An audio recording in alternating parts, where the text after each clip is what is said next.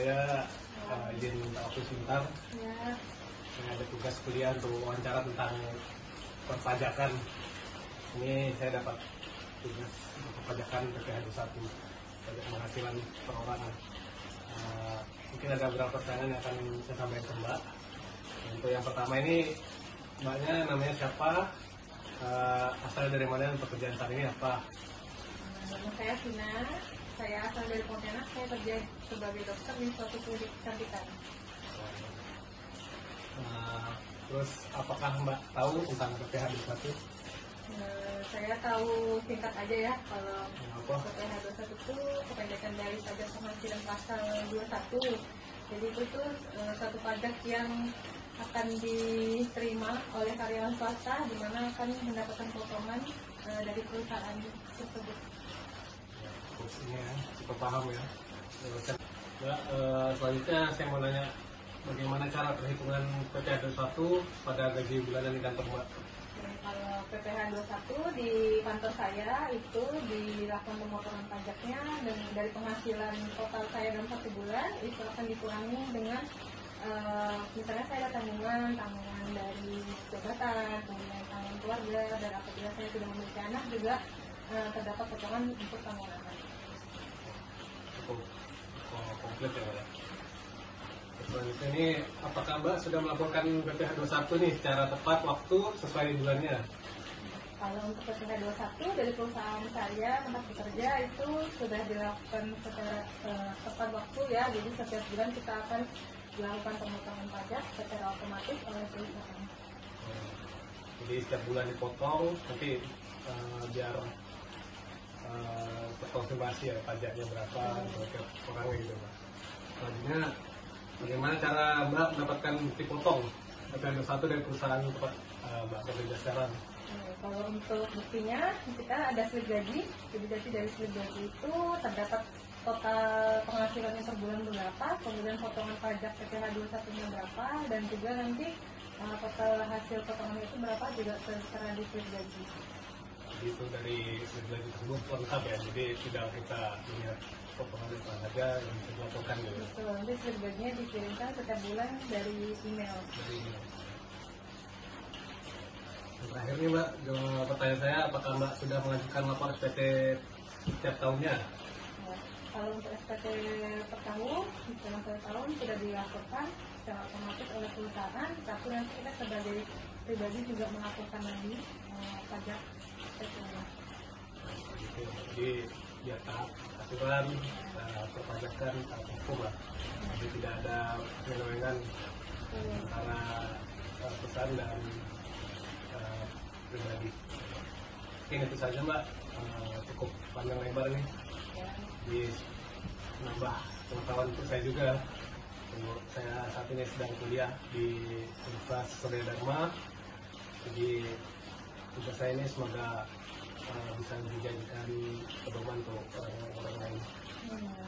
Itu saja Mbak, terima kasih Mbak. Terima kasih banyak ya. Assalamualaikum warahmatullahi wabarakatuh. Selamat sore. Perkenalkan, dengan saya Hadi Wijayanto Raja, mahasiswa dari Unsurya, Fakultas Ekonomi Program Studi Akuntansi. Di sini saya beserta narasumber saya dengan Bapak Nurholis.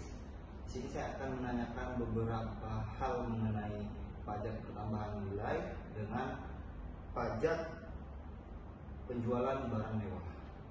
Oke, yang pertama di sini dari Bapak Holis, menurut Bapak apa yang Bapak ketahui tentang pajak pertambahan nilai? Baik, pajak pertambahan nilai biasa disingkat PPN. Baik. Adalah pajak yang dikenakan atas penjualan atau pengenalan barang dan jasa tertentu di Indonesia. Setiap kali barang atau jasa dijual, PPN harus dikenakan oleh penjual dan dihitung sebagai persentase dari harga jual dan kemudian disetorkan ke pemerintah Indonesia. Baik. Biasanya PPN memiliki 2 tarif, yaitu 11% dan 0%, Baik. tergantung pada jenis barang dan jasa tersebut. Baik.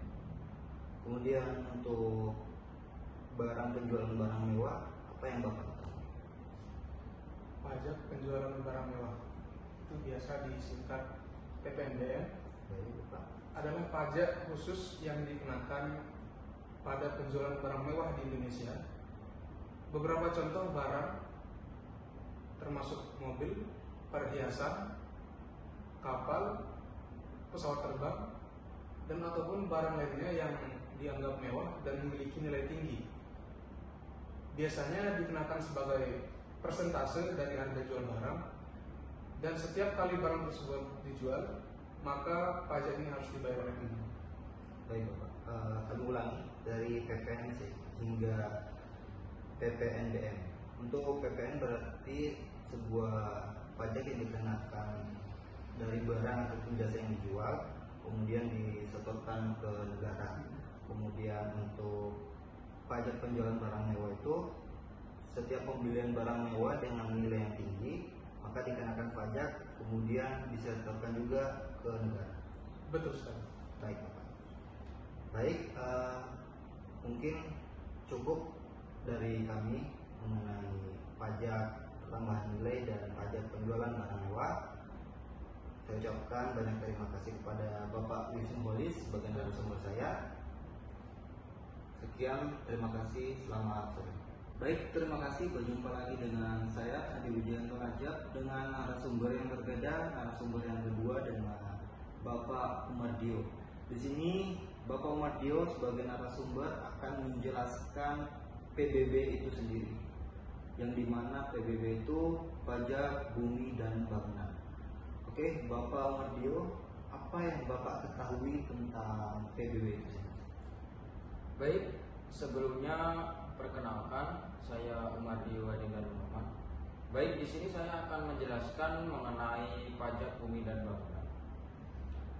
Pajak bumi dan bangunan merupakan pajak properti yang dikenakan kepada pemilik tanah dan bangunan di Indonesia.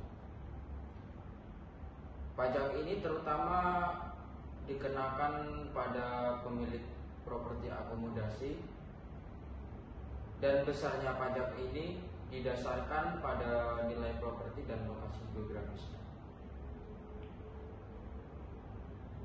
Pemilik properti biasanya disurati oleh pemerintah daerah setempat untuk membayar PBB setiap tahunnya.